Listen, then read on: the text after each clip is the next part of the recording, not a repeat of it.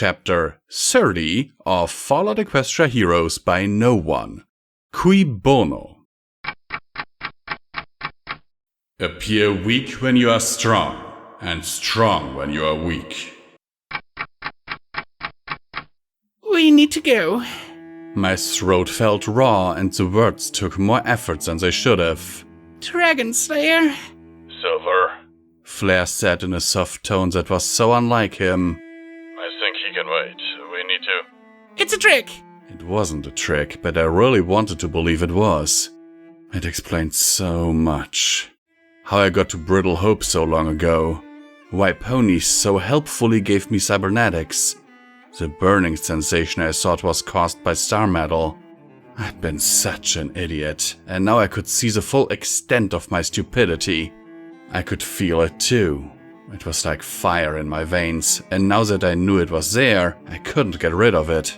It surged through me, an immense magical power.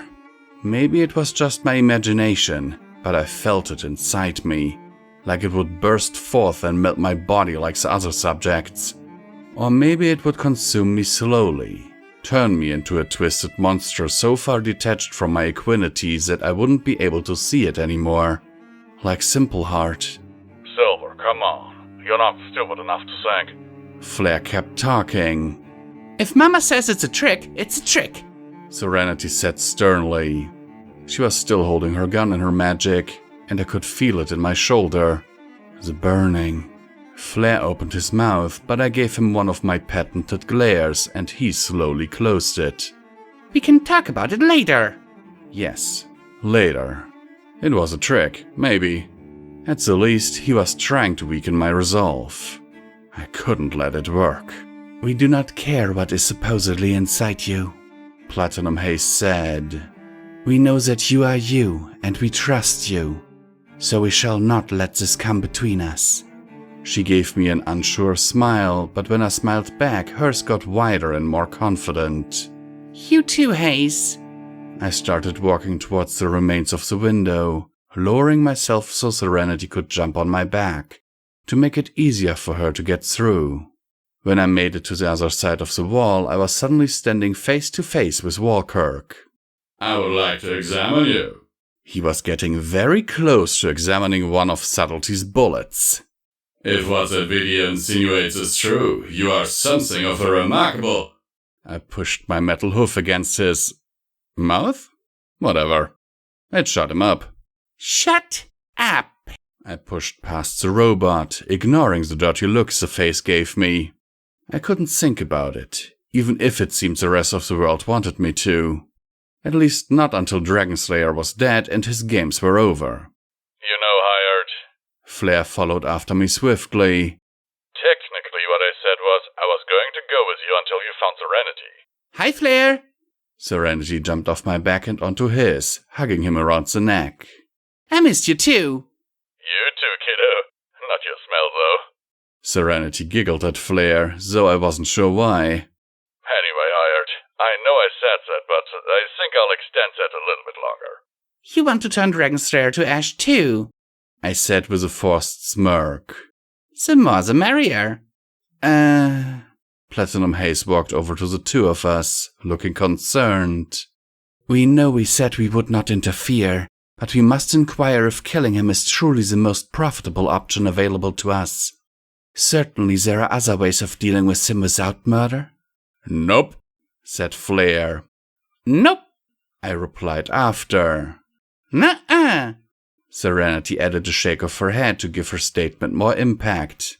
I doubt it, Walkirk said last, not that anyone cared what he thought. We simply mean that perhaps he has useful knowledge, and that hearing him out might be a wiser course of action. From what we have heard and seen of his actions, we deduce he is most likely proud, and if he thinks we are about to die anyway, he might be more loose with his words. I gave Haze a long, hard look, but when I saw how sad her eyes looked, I had trouble continuing my previous line of thought. I chewed briefly on my lip. I'll talk, but chances are I'll... We understand. She leaned down to give me a kiss on the cheek, but she stopped short at my still bloodied form. So she pulled back, picked up a rag from her bag to wipe my face off, much to my protest, and then kissed it. No fuck. Flair said loudly. I gave him a glare that let him know that I didn't approve of that sort of thing, at least not around Serenity.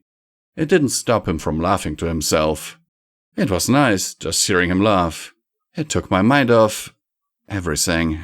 I sighed, ignoring the alien feeling inside me, and kept walking.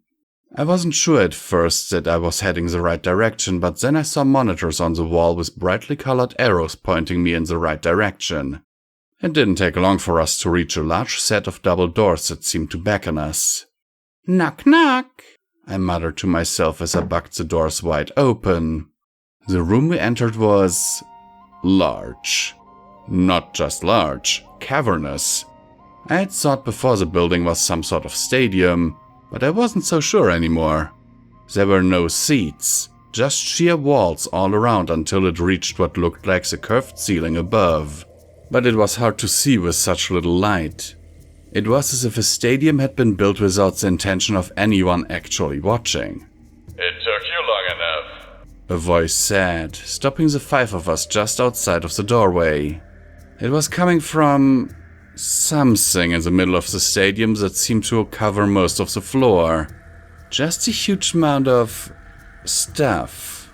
Computer parts, building materials, at least one entire house. Jams, caps, broken guns, just anything you could imagine in a giant pile.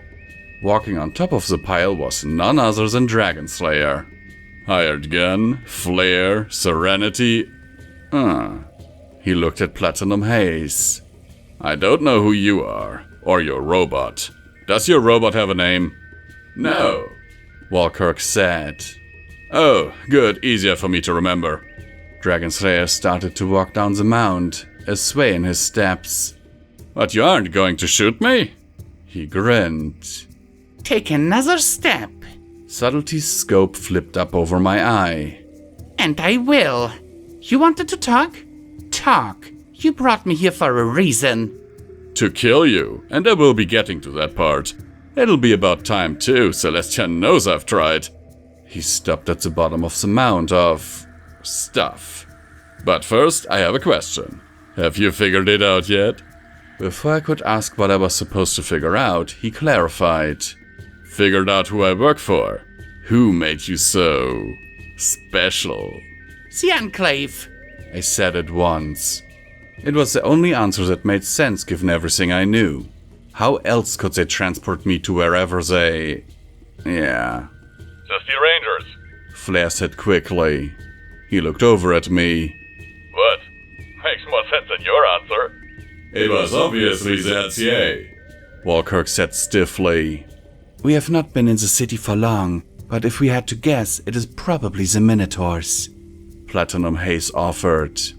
doesn't matter, some jerks. Serenity finished. Dragonslayer just smiled.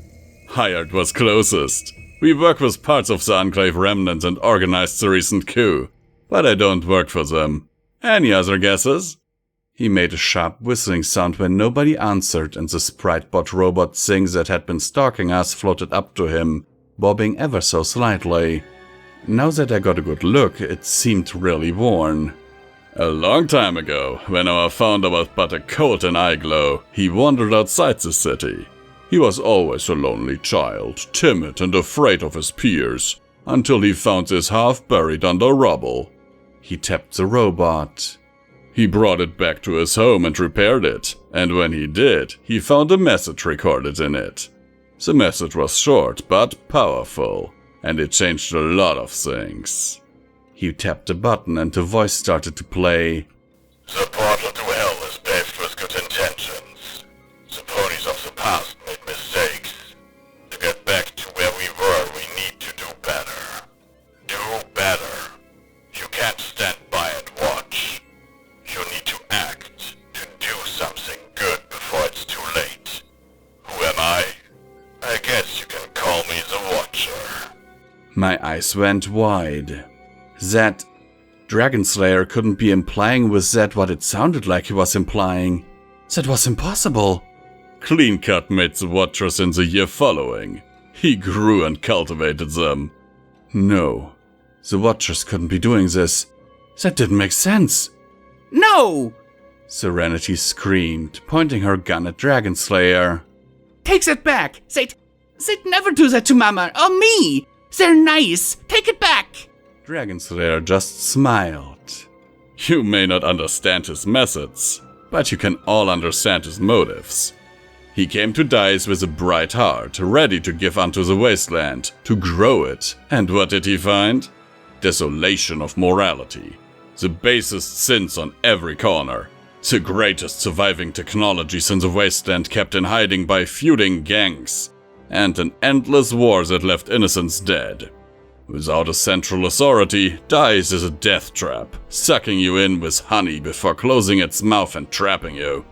Do any of you truly understand what the city has? It has a water treatment plant, a plant that purifies water of medical radiation, and even if radiation can seep back in, what that means is beyond compare. Think of how many children died of thirst or of radiation poisoning because there was no clean water. And Thiese refused to share. The Mustangs too scared of losing their only edge. And the Megaspell power plant. To think what ponies could do with that technology. These two things could be copied and rebuilt, and could you imagine how the wasteland would look then? But their usefulness is squirreled away, helping Thiese continue its torture of pony souls. Something had to be done, but how? You can't build an army large enough to take over the city. You can't take the technology for yourself. The city is too fractured to properly fight or control. So you either walk away, or do something drastic. Thiese can't be fixed, and it can't be fought conventionally, so it needs to be wiped out. Not what you're thinking. We aren't espousing genocide or anything like that. We are talking a revolution. Thiese is a powder keg, and eventually it was going to collapse in on itself, so we chose to speed up the project. Incite war, chaos, anarchy. Let each faction blame their neighbor until the war threatens the civilians so much that they must run away to survive. Thiese the city will die, like it was destined to from its inception. But from it we can build something great. From the destruction of the idea of Thiese we can build a true paradise. We have been storing supplies. We have a small army of volunteers loyal to our cause. And when the city turns to dust, we will ride in and save it. The Watchers will be the heroes who save Thiese, and then the wasteland, when we get access to the technology the gangs have been hiding. We will spread the technology from here to Canterlot to Rome and everywhere in between. With it, we can rebuild what was lost. We as a society can do better. Can you truly tell me this is not an honorable cause? You of all ponies have seen Thiese at its worst. It's an impenetrable and unforgiving hellhole that sucks life from all who enter. It is not worth saving, and yes, there will be losses. Ponies caught up in the chaos. But we're doing what we can to lower the collateral damage. The mega spells we put in ponies are low yield with limited explosive potential, and spread low, manageable levels of radiation. But even if 1,000 ponies get caught up, more would be lost if we didn't go through it. Do you understand what we're trying to accomplish? I wasn't sure I did. He was trying his damnedest to paint everything they'd done in a good light. To explain what they were doing was good, and part of me wanted to buy into it. That the Watchers were pushed into the fight by forces against their will, and are trying to save the wasteland through it. But to do that by sowing chaos, sticking megaspells into ponies, and kidnapping fillies, was the only way to save the wasteland to become a monster? There had to be another way. Mama, don't listen to him. Serenity looked up to me with pleading eyes. He's lying. He's not with the Watchers. It's a trick. He can't be. They're good ponies. We are unsure, Silver. He speaks of wanting to help, but his actions are horrendous. In this way he reminds us of Mother, but we cannot condone his actions regardless of any noble intent. Platinum Haze looked down at me. If he wasn't such a dickbag, I might be inclined to give him the time of day, but fuck him. Scrap him and talk to Clean Cut. See what the real score is. Flair suggested. He's threatening Dice. He's clearly mad. Walkirk added, helpfully? I looked between my companions, unsure what to say. If he was right and what they did really would save more than they lost, wouldn't it be a good thing? If the end result was peace, I didn't know. Why are you telling us this? I said slowly, uncertainty still twisting in my stomach. The usual reasons. This is the part where I reach my hoof out to you. He mimicked the motion. And plead, we can save the world together, join us. He smirked. Then you say, no, I'll never join you. At which point I pull out this. His horn lit up and a remote floated out of his backpack. And tell you that if you don't, I'll blow you up. What? My eyes went wide again. You can't! I could feel the fire rising up in my chest again, waiting to burst. You... That remote, it was the same one he used the day he blew up the Laughing Stallion. And I didn't blow up then. He couldn't detonate me. And what a weird sentence that was. You can't! You've tried before! Dragonslayer smirked and threw the remote to the ground. Well, you called my bluff. I guess I'll have to stick with the standard question. Join me and save the world, or deny me and die? I looked at my friends, studying their features, remembering that I trusted them. You kidnapped Serenity, killed the Batmare, and killed Pinprick, making Spitshine an orphan. Everything else, whatever morality you're saying, maybe you're right. Maybe it'd be worth it. Maybe it'd be justified. Maybe you'd save the wasteland. But after what you've done, I can't join you. I started to aim subtlety. Sorry. Goodbye. I see, he said calmly. I figured it would be a waste, but 5 minutes of my time was worth the effort to try. You can kill them. The ground shook, throwing off my aim. What's that? I started looking back towards Dragonslayer. Past Dragonslayer. Behind him and rising fast was a mountain of flesh and purple scales. From behind the giant mound of miscellaneous scrap was a dragon rose. It opened its mouth. I barely had the chance to see the flames before I felt the heat of them on me. Only they stopped.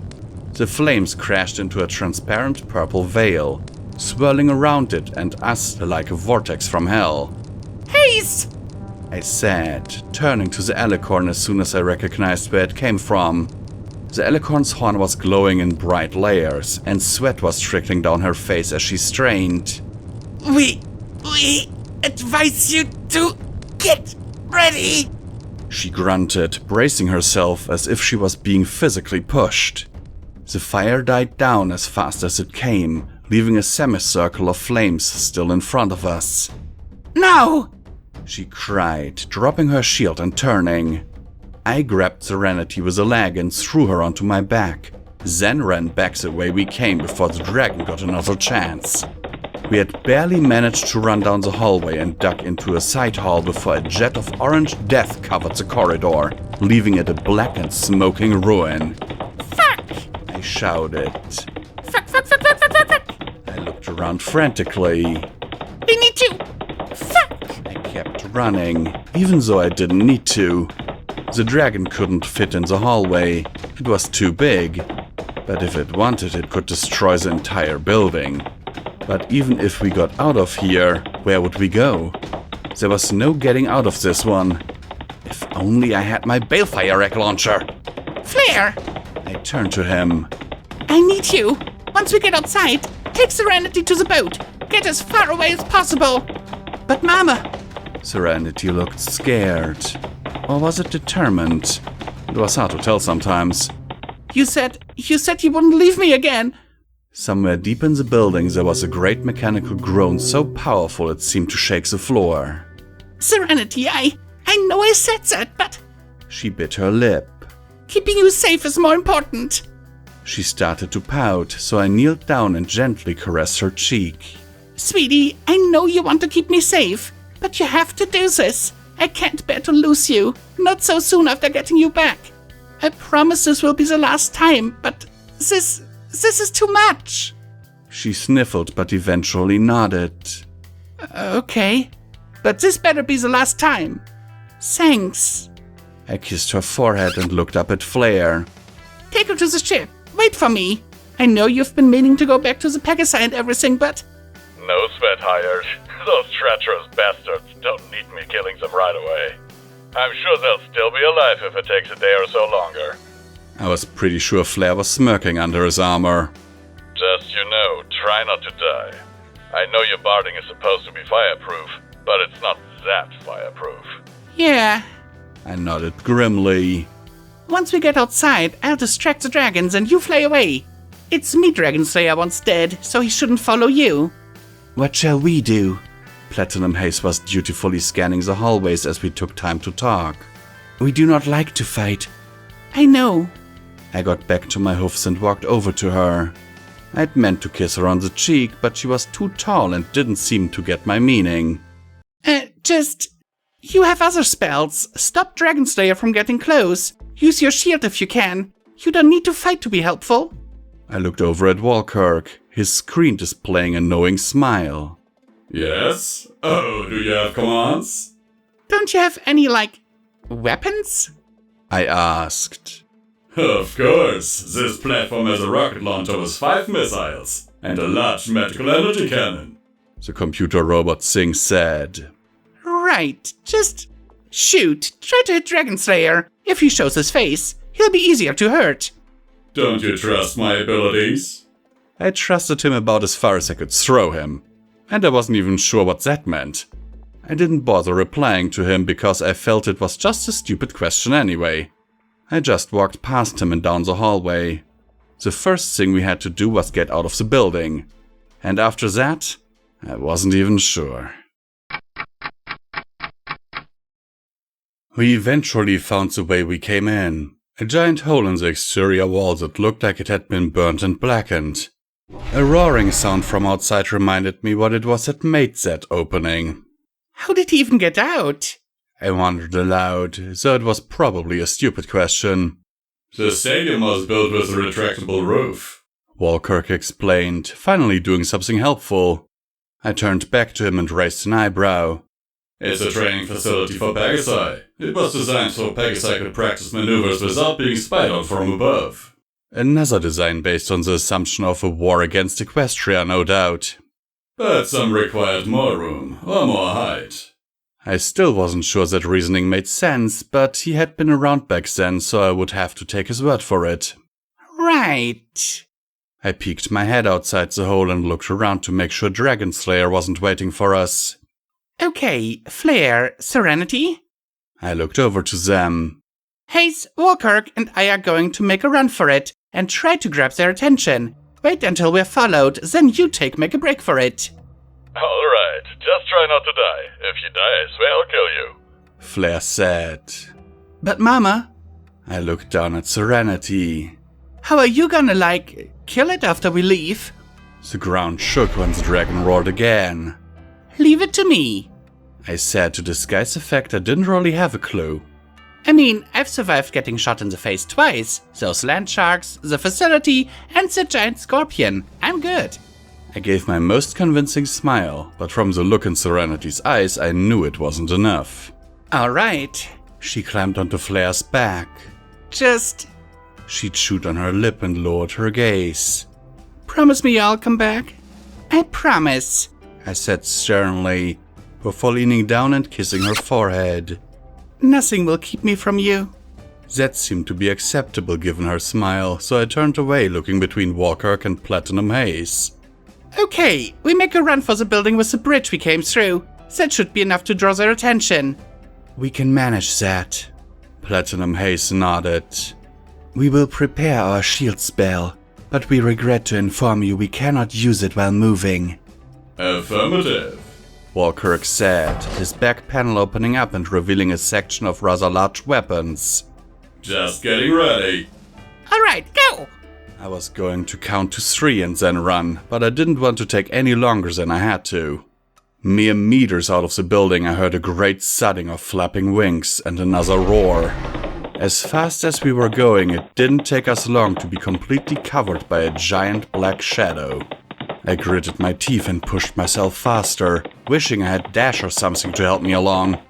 It didn't help that both Platinum Haze and Walkirk were faster than me, and I was losing ground every second. The dragon roared once more, so close now I could feel it blow my mane. The thudding of wings got closer and I remembered how stupid I was, and why I should never be allowed to make plans. The dragon would have caught me too, but Platinum Haze tripped mid-stride. She hit the ground hard on her chin, and I zoomed past her without even registering what happened until a second later. I looked back and saw the dragon descending on her, claws outstretched as if to grab her. Fuck! I pivoted and turned towards her. I ran. I wasn't sure what I was planning to do when I got to her. With the dragon swooping down that fast, there was nothing I really could do. But I couldn't just leave her there. So I ran at her, and when I got over her, I jumped. The dragon reached out as I passed over her. Its claw wrapped around me tight, and I could feel it begin to squeeze. Run! I choked out to Haze. She looked conflicted for a second, but as I began to rise with the dragon, she must have agreed. She got to her hoofs and scrambled off. The claws tightened around me. I gasped for breath, and I swear I heard my ribs cracking when the dragon squeezed, making it feel like my chest was on fire. There was a whistling sound, and an explosion so close that it almost made me go deaf. Then the squeezing stopped, and I gasped for breath as I fell. I hit the ground hard, and pain surged through my body as I rolled across the dirt. I flopped to a halt beside Walkirk, and when I looked up at him, I saw his rocket launcher smoking. You can't die yet, he said as I groaned and got to my hoofs. Let's go. He swiveled and turned to the entrance to the building we were heading towards. It was thankfully close. I got to my hoofs and galloped the rest of the way. As I burst through the doors, I turned back to look and make sure Flair had left. And sure enough, far in the distance and getting further was a winged black speck. Good, I said, slamming the doors behind me. We must apologize, Haze said upon seeing me, running up to hug me with her wings. We did not intend to fall in that manner. We are not very good at running and we are sorry. We should not have left you. It's fine. I groaned, rubbing my ribs with a hoof. It was an accident. Just be more careful. Platinum Haze nodded vigorously, blood dripping off her chin as she did. Most of the lower part of her muzzle and neck were covered in blood. Fuck, are you okay? You fell hard. Platinum Haze brought up a hoof and gently prodded the scraped and peeled flesh, flinching a bit when she did, and again when she saw blood covering her hoof. We are fine, she grimaced. It was not a graceful fall, but we do not imagine the injury is serious enough to cause us to pause. Though our wing is still injured as well, so if we do happen upon a healing potion... So what's the plan now? Walkirk interrupted. My body is completely disposable, but the same cannot be said for the two of you, so unless you're hiding a teleport spell... I wasn't that concerned with what happened to me. From what I'd seen, I was going to die soon anyway. It was only a matter of time before the mega spell melted me from the inside out, and if it didn't do the tricks the star metal would. With a groan, I rubbed my forehead and tried to focus, but with everything that had happened, it was hard. This is a military base, are we correct? Platinum Haze asked. Because if it is, would we not be able to deduce that there is probably some weaponry nearby? Walkirk answered that for me. Before the war, this facility was primarily responsible for the training of new recruits, as well as other training programs, not for operational storage or field tests. However, the NCA used it frequently for the transportation of materials, so it's possible. That was... something. Not quite hope, but the closest approximation to it. Where? Walkirk turned to me, the face on the screen looking disapproving. I mean, where do you think? He really wouldn't have known exactly where the NCA kept their weapons, but he might have an idea. More than me, at least. There was a rather large building that was used to house air transports and the like. Walkirk said, a picture of said building showing up on his screen. But it's close to where the previous megaspell went off, so even if anything is there, there's no guarantee of any of it working. We can't run. I grunted and pointed in the direction of the bridge. So we have to fight. Our weapons aren't good enough, so we have to... I wanted to say hope, but the plan was lacking in anything of the sort. Maybe if I grabbed that balefire rag launcher I had stashed in the BS, but that seemed lost to me since I had burnt bridges with Mr. House. What if there are no weapons there? Platinum Haze asked, following behind me quickly. Or we reach there only to find it all destroyed. After fighting our way there, we cannot imagine we would have the strength to look elsewhere. Then... I looked back at Platinum Haze for only a second before turning my gaze forward and shutting my mouth. I had no encouraging words to give. Serenity was safe, and I was certain we were just biding time until our death. If we were going to die, though, it had to be a good death. We'd go down fighting, but we would go down. Then what? We do not believe you have finished your entire thought. She was never good at taking a hint, was she? Nothing. I kept walking, letting her suss out my meaning on her own. As oblivious as she could be, I figured she was smart enough to realize the implication of fighting a dragon without anything that could kill a dragon. She didn't say anything further as she followed me through the dusty building, so I could only assume she eventually understood. It didn't take long for us to reach the bridge that led to the other part of the building, and it remained eerily quiet the whole time. Which was good, because the only way to make my impending death feel worse would be listening to Walkirk as I waited. But at the same time it was... unnerving. There was a dragon nearby, and I couldn't hear it. That's really not the sort of creature you want sneaking up on you. As we reached the bridge, I saw something out of the corner of my eye. A bathroom, by the looks of the door anyway. I didn't remember seeing it before, but I wasn't about to argue good fortune. Platinum Haze's wing was still injured, and if we were to find a healing potion, that would be most likely the place.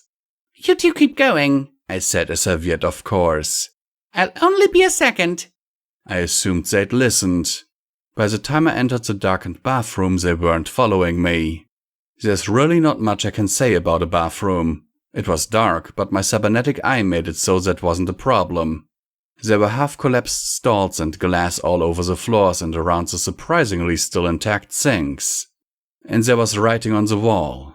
In blood, of course. That said something depressing, so I didn't waste my time on it. I didn't need any help on that front. There was also a lovely little pale yellow box with 3 butterflies on it. I'll never know whose idea it was to put these medical boxes in every bathroom, but I loved whoever they were. I also hated them because for some reason they also saw fit to lock said medical boxes. What was even the point of that? Not that it stopped me at all. A tiny lock was no match to a sharp kick. There was a resounding smash and the box's contents were open to me. The final tally of useful medicine, not including the pointless rolls of bandages, were 2 healing potions, there had been 3 but my kick broke one, a Redaway, and 2 syringes of Med-X. I looked to the bathroom door quickly to make sure nobody was coming in before taking one of the syringes and jamming it into my nearest vein on my leg. It had been a while since my last one, and I needed the relief. Nothing like facing one's death high, which was a term I never really understood. When I grew up, I got all these lectures about how drugs would tweak me out of my mind, make me be unable to control my body and everything else. But with Med-X, it was never like that. Alcohol was more likely to make me lose control. Med-X just made everything easier to deal with, I think. Whatever, I was tired of people giving me lectures. Who knew better what I needed to survive than me? When I was done with that, I tossed the empty syringe onto the ground, gathered up the rest of the supplies, and headed back out the door. I couldn't have been gone for more than a few minutes, but sure enough, Platinum Haze and Walkirk were already most of the way across the bridge. I trotted off to join them, but I stopped. For a second I heard something, like a giant flapping of wings. I jumped back just in time. The ground shook beneath me, and there was a great crash followed quickly by a plume of dust. It all happened so fast I could barely see. But when I opened my eyes, the bridge was gone, demolished, and there was the body of a dragon in its place. The creature looked at me for a split second before roaring and flying off, leaving destruction in its wake. Across the gap, I could see Walkirk and Thiese were shaken, but thankfully unharmed. I opened my mouth to yell out for them, but before I got a word out, I saw Thiese's horn start to glow. Bang, bang, bang. Had I not recently had some medics, I would have jumped, but instead I turned quickly. When I did, I finally noticed that I was surrounded by a purple bubble shield. To see a grinning dragon slayer behind me. Damn, you caught on, he said as the shield around me faded. I looked back quickly to Thiese and Walkirk and shouted, Keep going!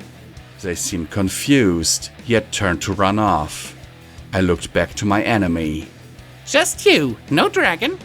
There's so many of you, we need to split up the work. At least until we find out where your little friends went scurrying off to. He didn't seem to realize they were escaping the fight, and I wasn't about to correct him. Besides, I want you all to myself. He charged, pulling a dagger out of seemingly nowhere with that magic of his. I tried to track him with subtlety, but the shot I fired missed. He was too close and too fast. Before I had the chance to fire a second shot, he was beside me, his blade raking through my armor and across my ribs.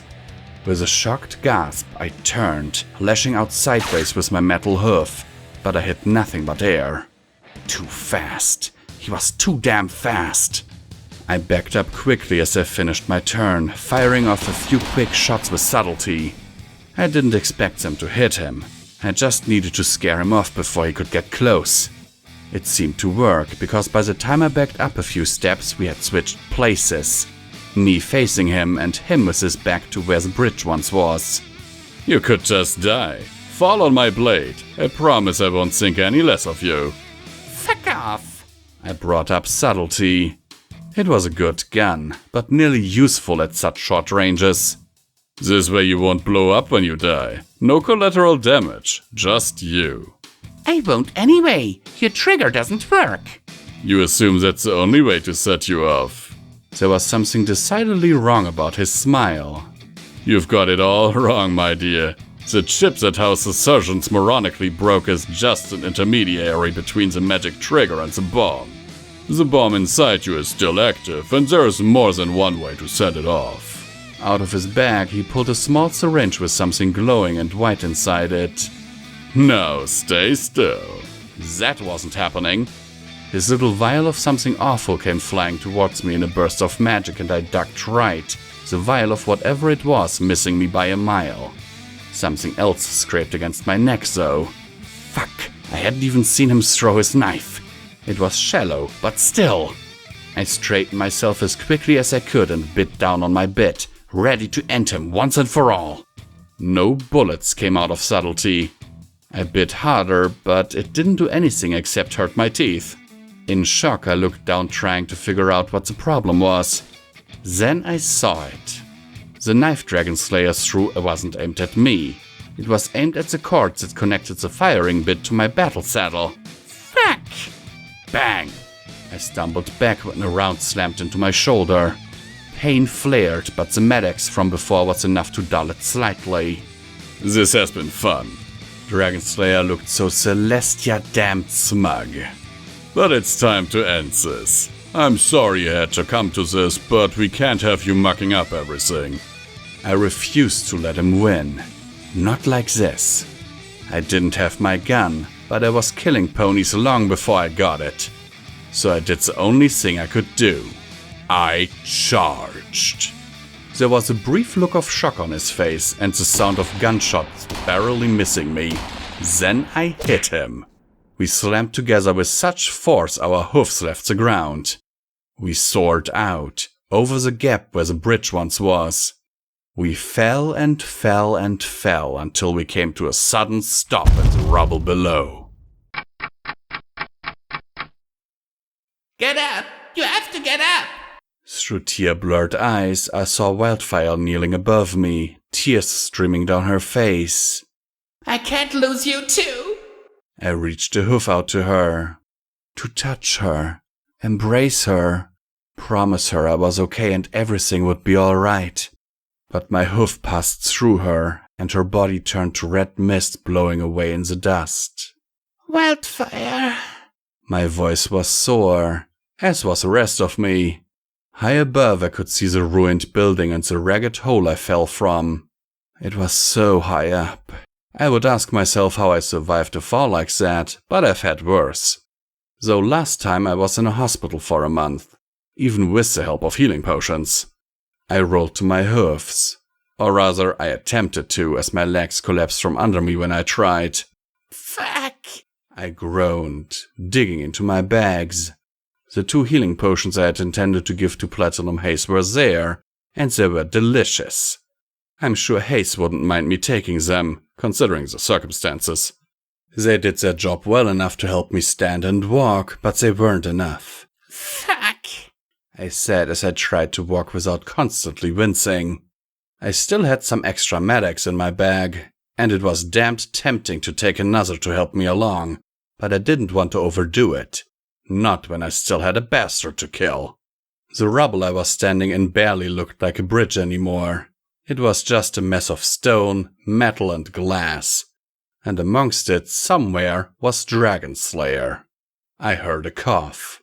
So I followed it to find Dragon Slayer halfway down the rubble pile from me, with a piece of rebar sticking through his back and out his stomach. As I stood over his crumpled form, I realized that I had forgotten just how small he was. Skinnier than Flair, shorter than Pearly, and with his barding torn open, I could count every rib in his chest at a glance. His skinny legs, pawing uselessly at the rebar through him, were lacking any definition, anything that looked like strength. I was nearly twice the size of him, I realized. He'd always been so much bigger in my imagination, a smug figure thwarting me at every turn, an opponent to fight and defeat. But he never was. He didn't get the better of me by being stronger or faster. He beat me by moving diagonal when I charged straight on. Like this, without his tricks and schemes and plans, he was nothing. I felt a little bit of pity for him in that moment. But just for a moment. Then I remembered all he had done. My metal hoof pressed into his forehead, eliciting a gasp. You're going to die. If you want to beg forgiveness, do it now. Do you... He coughed. Do you know what we did to her? I pressed harder. Who? Your daughter. There was a faint smirk on his mouth, somewhat undone by the way blood had matted his mane over half his face. What did you do to her? I ground my teeth. He'd had her for so long, and if they could plant a megaspell in me in less than a week, I could only imagine what horrors they could do to her. Tell me. Never mind. His smirk grew as the sun above us was suddenly and immediately shadowed. You'd never believe me. A second too late I realized it had just been another one of his tricks. But by then the dragon was on top of me, wrapping its claw around me and dragging me into the sky. Eat her! I heard Dragon Slayer yell from the ground before screaming in pain from the effort. The dragon pulled me high into the air. The roof of the giant stadium passed by. It had been opened at some point, and soon the entire chasm was far below. We were so high up I could see the many canyons laid out before me. It looked like some pony had dragged a giant dagger across the surface of the earth.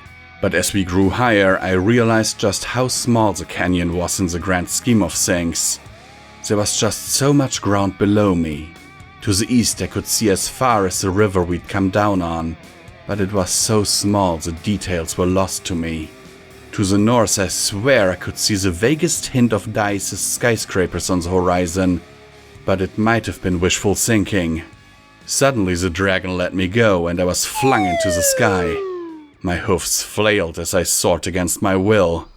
Looking down I could see the dragon's open maw ready to swallow me whole. A pink and black pit. What a way to die.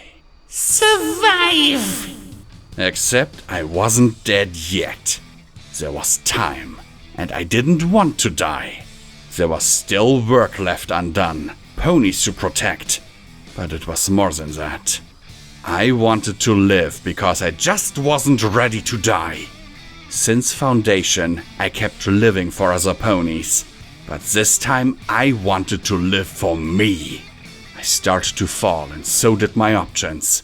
The mouth came rushing towards me, and I tried to remember all the times I'd seen Flare fly. I lacked wings, but something had still to be applicable, right? I angled my body so I was pointed away from the creature's mouth. Still, it wasn't working. Falling too fast. I didn't have wings, but I needed something to move. Then the idea hit me, almost too late. I kicked my good hind leg into my cybernetic one. Bang! My leg hurt like a bitch, but when the shotgun went off, it was just enough. I landed with a meaty thwack into the corner of the dragon's mouth before bouncing off. I was free, sort of. I mean, I wasn't food, so that was good. But I was still hurtling uncomfortably down the dragon's neck, at least until I slammed into the dragon's shoulder, fell off onto the dragon's leathery wings and started rolling down that instead. Out of options, and closely reaching the end of the wing that would send me off into even more certain death. I let the sword in my leg spring forth and stabbed downwards. The blade slowed me with a sudden jerk as it tore a hole through the beast. Eventually it managed to slow me enough to stop, but I swear I could hear my metal leg strain in the effort. Get off me! The dragon's voice rumbled through the air like thunder as it suddenly dove straight down. Wind whipped against my body as we surged downwards, and my hind leg flailed in the air. Still, my sword kept steady, but I could hear the joint start to creak and stretch. I'd have to find some way to get down relatively safely and soon, or my leg was going to break off and I'd find a less safe way to get down. I didn't even realize how far we had dropped until the creature turned to the side and I could see down. We were closer to the ground, but a fall at that height still wouldn't end well for me. Not that anything did end well for me. The only hope I had was to try and dislodge my blade and try to land on a building high enough that I would only break one of my two remaining legs. Then I could limp to safety. I realized then, as I was hurtling through the air on the back of a dragon, that I was probably going to die despite my dramatic resolution to live. And I didn't really care. That's not to say I wasn't afraid. How could I not be? But that I knew I was probably going to die. Still, I refused to be resigned to that fact. I chose to fight it, because stupidity is always an option. Then the stupid choice appeared to me. The 6-story building near the stairs out of the canyon that had surged earlier was closing in on us, and it looked high enough to fall on. I didn't have time to aim properly, so as soon as it looked reasonably close, I yanked on my sword, tearing it from the dragon's leathery wing. I started to slide down the wing, then roll. Then I felt suddenly weightless as I rolled off the side of the beast. The feeling lasted as long as it took me to crash, back first, onto the top of the building. I could barely hear the dragon's roar over my pained scream. Those screams turned to gasps as the sharpness of the pain turned to a dull throbbing all over my body. I was alive. Somehow. I wanted to laugh or cry. Or maybe both. It seemed funny to me that I had lived. After all that. Perhaps it was a bit of a premature reaction, because as I rose to my shaky hooves, I felt the ground shift beneath me. The dragon had landed. I had just turned to where I'd heard it land when I saw it rise above the building, its claws digging into the roof to stabilize itself. The beast looked down at me, and even from the 6th floor building it was still towering over me. Its eyes burned, a fiery red as it opened its mouth. Rows upon rows of sharp teeth laying within, and for a second I saw a spark of flame inside. Boom! The grisly vision was gone in a sudden explosion. Another impacted the dragon's forehead, and it recoiled, roaring in pain. The 3rd and the 4th made the beast reconsider its attempt to set me on fire, and it chose instead to beat a hasty retreat. You know, High Arch? Flair's voice boomed as I saw his black-armored form land beside me. You sure do get yourself in a lot of trouble. Yeah. I took a seat on the roof.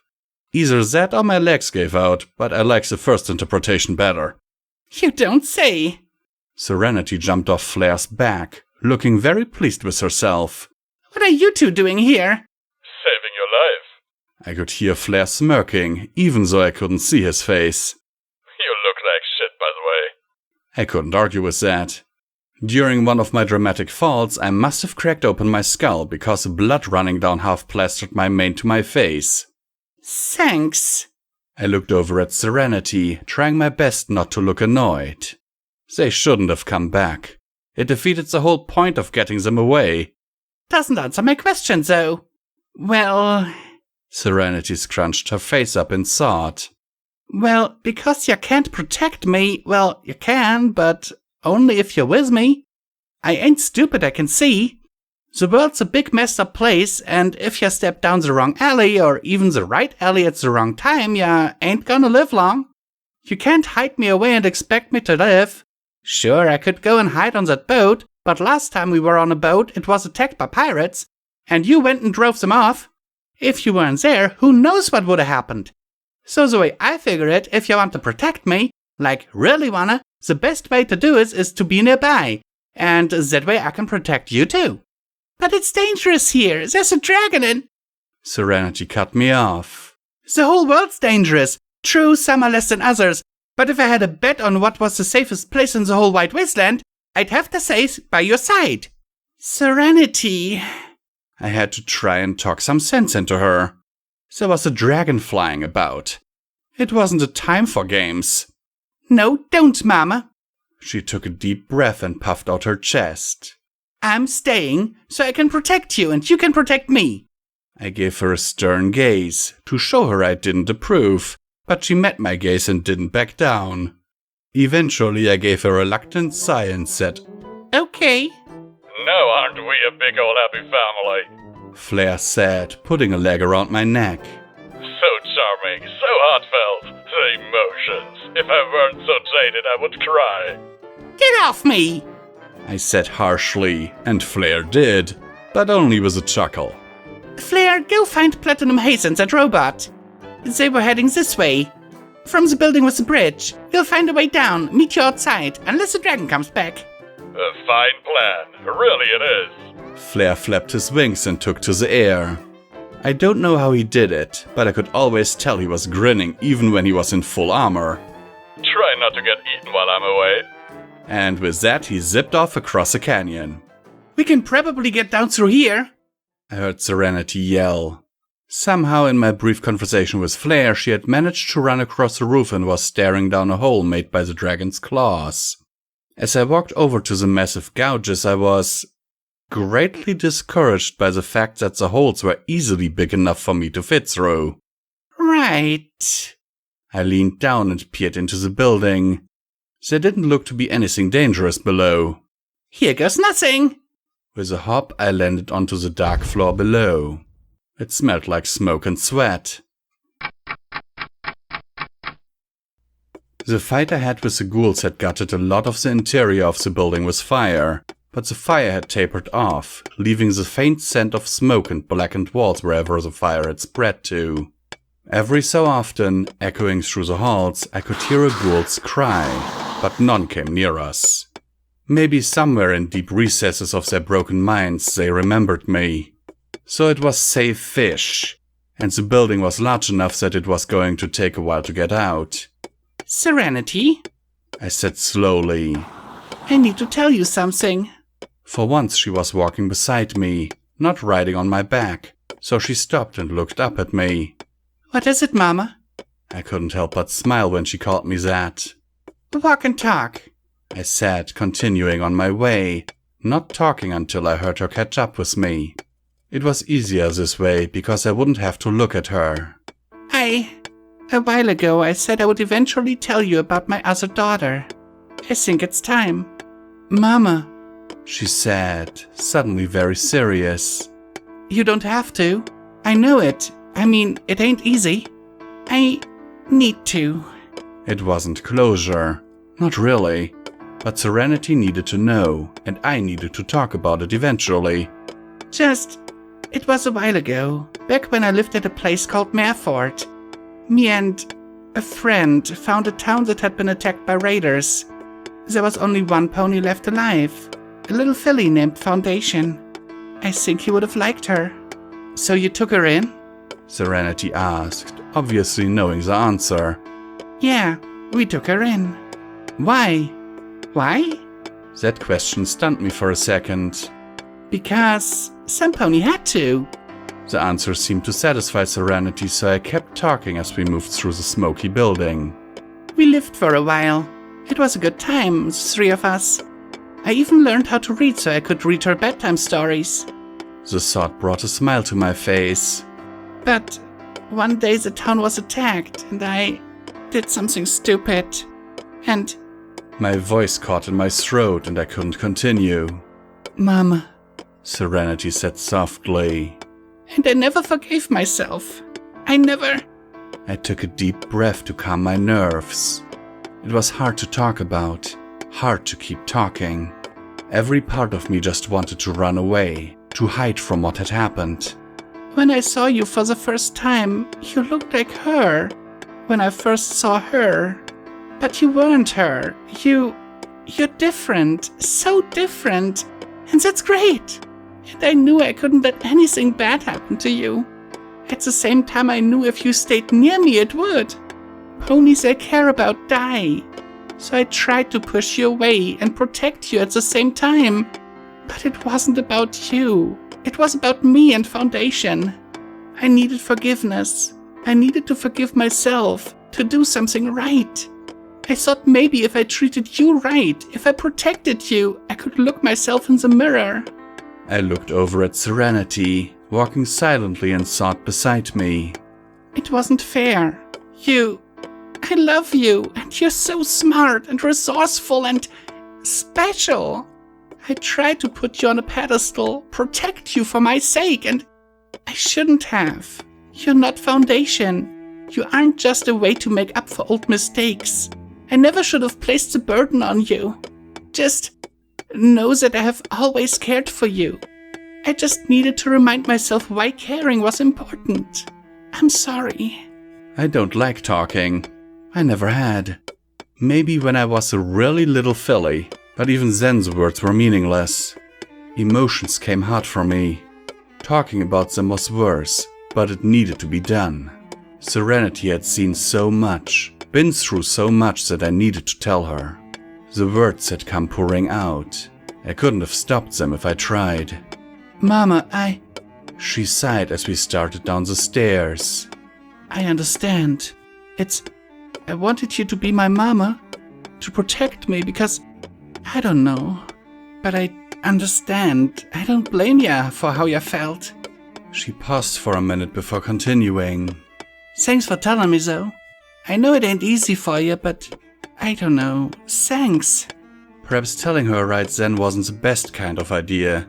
As the silence in the air became palpable, it made the rest of the walk through the dank smoky building awkward, but I had no doubt she was using the time to think about what I said. I just wasn't certain that was a good idea. You won't believe what I found, Flair said immediately as I opened the door to finally leave that smoke-ridden building. Apparently Flair had been waiting outside the door to surprise me. Your favorite pony in the whole wide world. He waved a wink to Platinum Haze and Walcork, who was standing a bit back, looking confused at Flair's antics. And Platinum Haze. Ha ha. You're an idiot, I said, pushing past Flair so Serenity and I could finally leave the building. Flair didn't seem to mind, if his incessant giggling was any indicator. How are you faring, Silver? Haze asked me as I closed the gap between us. We were most worried when we saw that beast descend upon you, and we are fearful to even ask how you managed to outpace us here. I flew, was the only answer I could come up with. Luckily Serenity was there to fill in the gaps. She rode on a dragon's back. I think it tried to eat her or set her on fire or maybe both. Luckily Flair and I scared it off. We're brave like that. Serenity took this as an opportunity to pose dramatically with her gun and her magic. "We are sure you made a most fearsome foe," Platinum Haze replied, leaning down to ruffle Serenity's mane with a wing. "But still, we are glad you are relatively unharmed." I didn't feel unharmed. I felt like I'd just been too close to a megaspell, which was almost the truth. "We should hurry on our way, though. The dragon will not remain occupied for long." For your sakes, I hope that weapon cache is still operational, Walkirk said, with a smile on the face his screen presented. I suppose it was hard not to be smug when you weren't in any real danger, but everyone else was. Yeah. I was still uncertain about that plan. Still, it was the only plan we had, so I turned to it. Let's pray it's a... The deafening roar that echoed across the canyon, cutting me off. Shit. Flare, Walkirk, hit it with your heavy weapons. Platinum Haze, Serenity, to me. The dragon swooped overhead, flames spitting out and setting the ground alight, but thankfully missing. Serenity! I kneeled down and looked at the little filly. My battle saddle's broken. How fast can you fix it? She stared at my battle saddle, sinking so hard I almost swore I could see smoke coming out of her ears. I don't know. Just try, I said, quickly tearing off the broken device. Please. She gave a quick nod and took out her tools.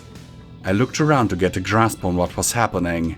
Flare was starting to take flight, and I could see the rocket pods inside Walkirk's Ponytron start to unfold.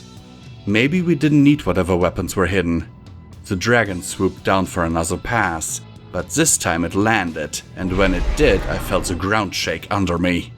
Walkirk was off to its side and fired a rocket in the dragon's direction, only for it to be careened off to the side and into the air, just missing. Before we had a chance to fire off another one, the dragon's tail whipped around lazily, slamming into the robot with a crash and sending it sliding through the dirt. I turned away from the twisted metal that once housed Walkirk and saw the dragon staring down at me, mouth open. Haze! Once again, Haze's purple shield enveloped us just in time for the flames to slam into it in a wall of light and smoke. Eventually, the orange flames died down, leaving Platinum Haze panting in exhaustion as the shield faded around us. I was about to say something to Haze when I saw him standing across from me, a smirk on his face. His clothes were bloody, but he seemed no worse for wear, though he might have been faking it. Apparently, Dragonslayer had some healing potions on him, which I should have expected. He always seemed to be prepared. Hired gun. You should have killed me when you had the chance. 2 knives were pulled out of hidden pockets with magic. I'm sorry it had to come to this. Before he had a chance to live up to his threat, 2 somethings exploded in the air. The dragon pulled back and screeched in pain, its face smoking when Flare's grenades had slammed into him. It didn't seem to do any permanent damage, but it must have hurt. Everest, kill that Pegasus quickly! The great beast flapped its wings with a grunt and took off after Flare, who smartly zipped away. Haze, protect Flare, or try to. Haze looked at me for a second. I had forgotten that Haze's wing was injured, and the Alicorn winced as she unfurled her wings, but while it obviously pained her, she flew off in pursuit of the duo all the same. Serenity, stay back. Work on the saddle. Okay, Mama. She grabbed the saddle with her magic and started to drag it across the ground. Just you and me, Dragon Slayer, I said, starting to circle around him, careful to avoid the part of the ground still wreathed in flames. Sure you don't want to call your dragon? You can't fight me. He was going to try at the very least. He chucked his daggers at me. I batted them away with my cybernetic leg. You're seriously calling me a coward? Dragonslayer ducked under one of my kicks. Do you think I care? He backed off as I swung my cybernetic leg sideways at him, but not far enough as my sword came shooting out of it, scraping across his cheek. Yes! The idiot chucked another knife at me, though I'm not sure where he pulled that one from. You're arrogant. You want to kill me. 1-on-1, or I'd already be dead. I battered the dagger away again, only to realize I was looking straight down the barrel of a pistol. How many weapons did he have on him? Bang, bang, bang! I sidestepped to the right as fast as I could, but at least one of the bullets scraped against my leg. I grunted in pain as I tried to get out of the line of fire.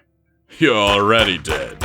More bullets. He kept shooting until the gun clicked, but he was aiming wildly, and most missed. Most. Even if you kill me, the Watchers won't let you live. I gritted my teeth through the pain as I quickly turned and bucked. My shotgun hind leg exploded the pistol into shrapnel, and it was so very satisfying. Fuck the Watchers! You don't fuck the Watchers! I heard a snap and looked down just in time to see one of the knives Dragon Slayer had thrown earlier come whizzing back through my cybernetic leg, cutting an important-looking wire. Before I could manage to stabilize myself after the buck, I fell flat on my face. The Watchers fuck you! I rolled quickly away when I saw another blade flying through the air, just narrowly avoiding the dagger in the back of my neck. You said they wanted to save the wasteland! Dragon Slayer was on top of me, rearing up to try and stamp on my face as I laid on my back. Give everyone water, energy, remember? We will! For all his bluster, in the end Dragon Slayer was a skinny stallion, and it was easy enough to bring up my still working leg to block his attempts to stomp me. Even if he had succeeded, I don't think it would have hurt that much. You think you're doing good by getting in the way? You think you're some big hero? But you're not. You're just a stupid mare harming the only ponies actually trying to protect the world. Maybe I'm stupid. I grabbed his leg with my good leg and used my massive girth to easily flip our positions. Even if he incapacitated my cyber leg, it was easy to stand over him. But you can't take the high ground and kidnap little fillies at the same time. We had rolled so far we were right next to a part of the ground still on fire from the dragon earlier. Flames licked near us, and I could feel myself start to sweat. It was for the greater good. Before I had the chance to shut his mouth for good, I felt a series of hot, sharp pains in my back. His horn was glowing, and I didn't even look behind me to know that my back was starting to look like a pincushion. It took all the willpower I had not to cry out in pain. We'll save who we can, but those who get on our way need to be dealt with. What is a couple of deaths to the entirety of the wasteland? There was a knife at my neck. It was cold and sharp and already starting to cut into me. Everything! I rammed my head down as hard as I could and headbutted the base of his horn. He cried out in pain, and I did the same as the knife he was holding cut into my neck.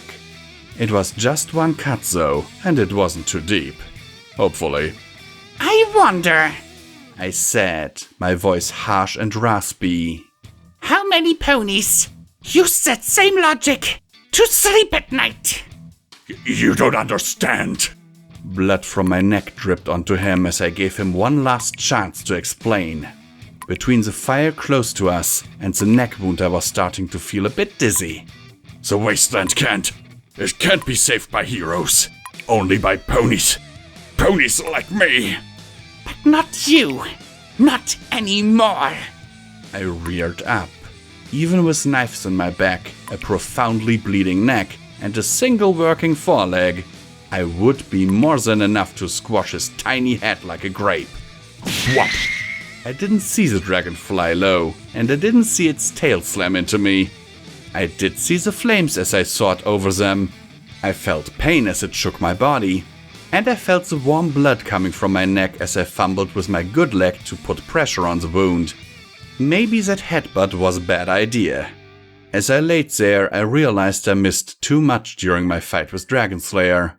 Flare was on the ground, his armor visibly smoking, and Platinum Haze was there with him, trying to help him up. The massive building I had landed on before was completely engulfed in flames, and was half ruined from the dragons and Flare's fights that I hadn't even been paying attention to. Serenity though. Serenity was nowhere to be seen. I tried to call out to her, but no words came out. The ground shook. The dragon landed in the flames it had created, seemingly unconcerned with the heat and the pain. It was so massive, so huge. Looking up from the ground, I felt so terribly small and so afraid. How could we fight this thing? Everything we had done by that point to the dragon amounted to nothing more than scratches and mild annoyances. Between the dragon's massive legs, past the flames, I could see Dragon Slayer struggling to his hoofs. So this is how we lost. It wasn't what I expected, to be honest. We did good though. We fought as hard as we could, against all odds. But how do you kill a dragon that's stupidly loyal to a manipulative bastard? Those odds. You can't beat those odds. No matter how hard you tried. The dragon's head lowered towards me, glaring at me with chilling reptilian eyes. This way! A shrill voice called out. Look this way! The dragon turned his head towards the sound, looking confused and annoyed that something distracted it from its supper. Serenity was standing there, beside Dragon Slayer. He must not have heard her approach, because she wouldn't have let him. In the distance I heard him say, "What's that?" as he turned his head towards the little filly, suddenly yelling beside him. Bang, bang! 2 shots to the head. The purple stallion's head jolted back. A spray of crimson mist flew out behind him and he collapsed as a purple corpse. Serenity stood there, grim determination in her eyes as she stared at the body in front of her. I didn't like the look in her eyes, but it was hard not to be proud of her. In her pink magic was a zebra gun, and it seemed funny to me when I remembered where she got it from. The dragon's eyes went wide in shock. Papa! It yelled as it rushed towards the corpse. Serenity jumped back, but it wasn't necessary. As the dragon rushed towards the corpse, it began to shrink. I don't know how else to describe it, but when it stood before me it was a massive over 6-story tall monstrosity. But by the time it was cradling Dragon Slayer in its arms, it was less than a meter tall. Only frightening if you were a bloat sprite or rat roach. And it was crying. In between blubbering tears I could hear it repeat the word Papa over and over again. I rolled onto my back and closed my eyes, content to take in the moment. The world smelled of sweat, smoke and blood, and all I could hear was crying and the crackling of flames. But it was over. Somehow, in some way, for a reason I couldn't even begin to describe, I smiled. Level up. Skill node. Speech 80. Quest perk. Death from above. You take half damage from falling.